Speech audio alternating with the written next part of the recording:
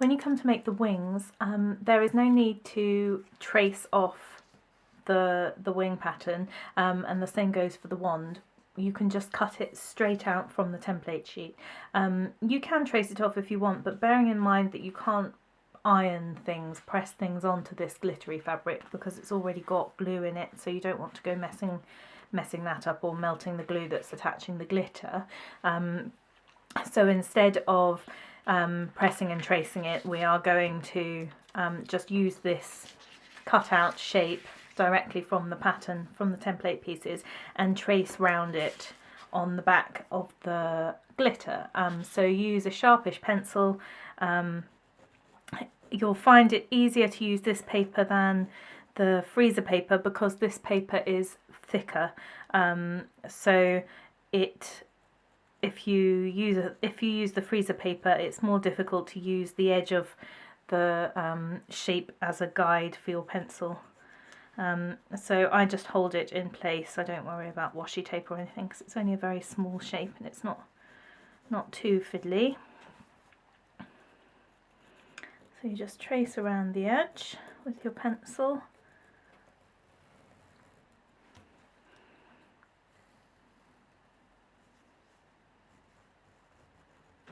And then because obviously there's one glittery side and one plain side, you don't want the plain side to be visible at the back of your fairy, so we're going to kind of back a couple of pieces of glitter fabric onto each other so that the wings are double-sided, and instead of just tracing two exact copies of the wings, I like to flip over the wing template, simply because although the wings are the same shape both sides, the way you've cut them out, there are always going to be little anomalies here and there, so to make sure that you've got a perfect mirrored match, then it's best to flip over the template to draw your second shape, and just trace that around on the back as well, just like you did with the first.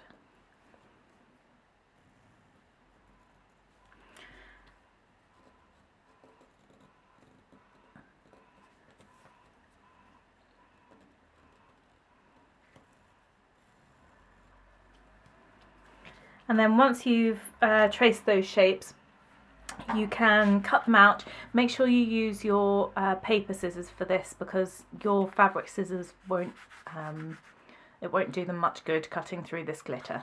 And it's quite rigid and it doesn't fray, so it's perfectly easy to cut with your paper scissors. And I just do them exactly the same as I cut the felt. So I'm going to cut them out with my scissors around the lines, pivoting the fabric as you go, and then I'll come back to you once they are cut out. Just a quick note, which I meant to say before, when you cut out your wings, you should naturally be left with a couple of scraps here that would be big enough for the star, but if you're not, just make sure that one of your scraps at least is big enough to fit the star on. So when you lay out your wings on the back of the fabric, just keep that in mind. So once you've cut out the wings, we're just going to glue them together. So right side's facing out, the glittery side's facing out. Take your glue, and you need to use quite a generous amount here. So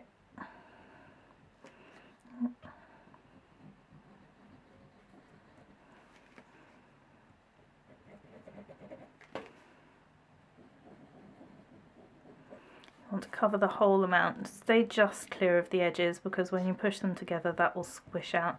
You might get some that squishes out anyway, but you don't want to encourage too much of it.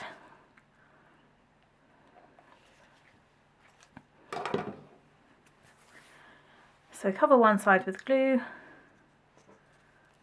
and then just match them up.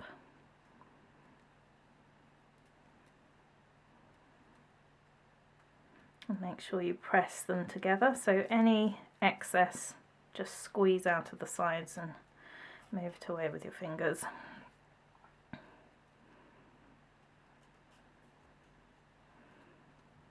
And if there are any sections where it doesn't quite line up, you can always just trim those off once the glue has dried, but I wouldn't worry too much.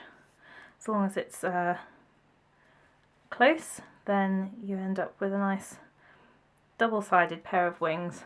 So you just need to put them to one side. I'd probably leave them to dry for at least half an hour or so. It depends on your glue. Mine is called fast tack, so it dries quite quickly. If you've got a slower drying glue, obviously leave them for longer, and then we can sew them on once they're dry.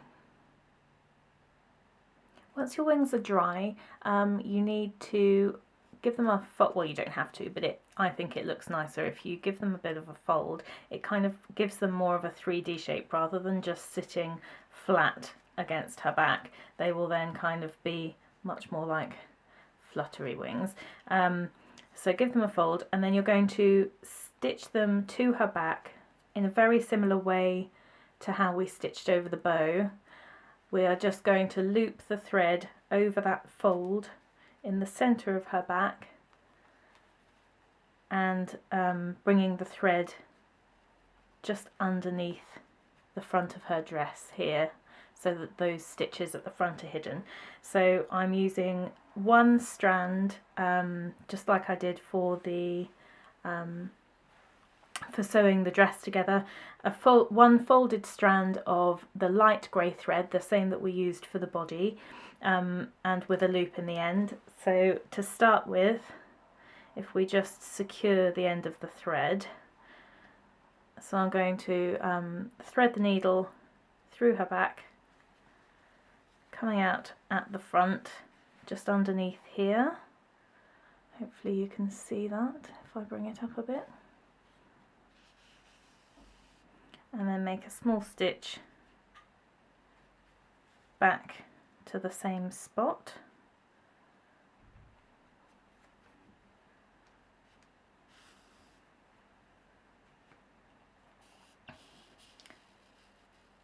And then put your needle through that loop, and that will hold it in place.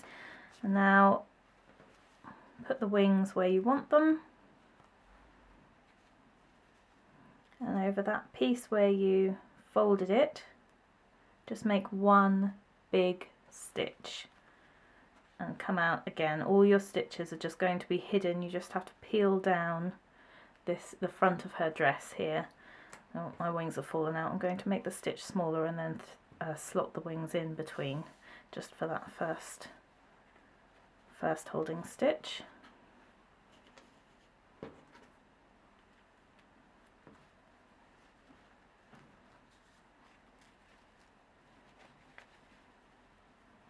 There we go. So I'll just make a couple more stitches over the top of that.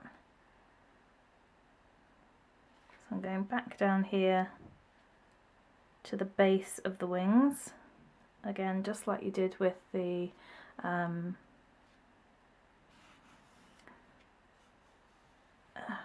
what word am I looking for? The bow. You just keep prodding around until you get to the bit at the centre.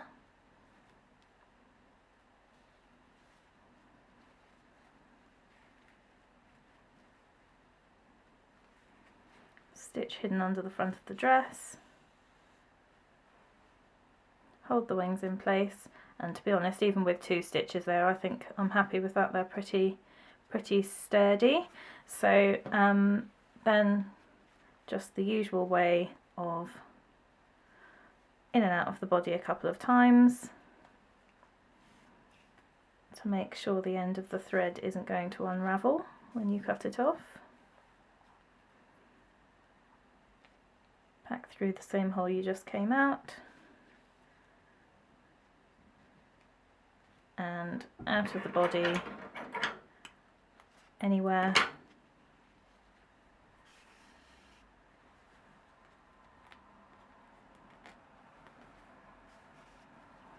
And trim off the excess. If you are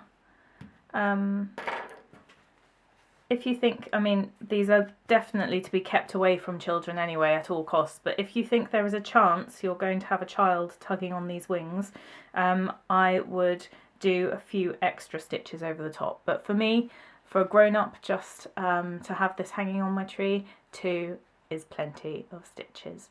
So all that's left now is the wand.